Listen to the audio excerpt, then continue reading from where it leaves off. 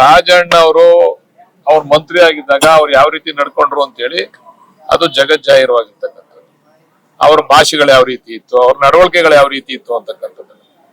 ಈಗ ಮಾತು ಮನೆ ಕೆಡಿಸ್ತು ತೂತು ಒಲೆ ಕೆಡಿಸ್ತು ಅಂತ ಗಾದೆ ಇಲ್ವಾ?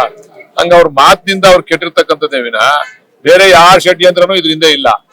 ಈಗೇನ್ ಮಾಡಕ್ ಹೊಂಟವ್ರೆ ನನಗ್ ಗೊತ್ತಿರಂಗೆ ಅವ್ರು ಬೇರೆ ಪಕ್ಷಕ್ಕೆ ಹೋಗಕ್ ಹೊಂಟವ್ರೆ. ಬಿಜೆಪಿ ಪಕ್ಷಕ್ಕೆ ಈಗಾಗಲೇ ಅರ್ಜಿ ಹಾಕೊಂಡವ್ರೆ, ಹೊರಡಕ್ ಹೊಂಟವ್ರೆ. ನಮ್ ಮೇಲೆ ಗೂಬೆ ಕುಂಡಿಸ್ಬೇಕು, ನಮ್ ನಾಯಕರ ಮೇಲೆ ಗೂಬೆ ಕುಂಡಿಸ್ಬೇಕು. ಇದು ನಮ್ ನಾಯಕರ ಷಡ್ಯಂತ್ರ ಇಲ್ವೇ ಇಲ್ಲ ಇದ್ರಲ್ಲಿ. ಇದು ಹೈಕಮಾಂಡ್ ನೇರವಾಗಿ ಇಂಟರ್ಫಿಯರ್ ಆಗಿ ಹೈಕಮಾಂಡ್ ವಿರುದ್ಧ ಇವ್ರು ಆಡಿರ್ತಕ್ಕಂಥ ಮಾತುಗಳಿಂದ ಅವ್ರನ್ನ ವಜಾ ಮಾಡಿರ್ತಕ್ಕಂಥದ್ದು.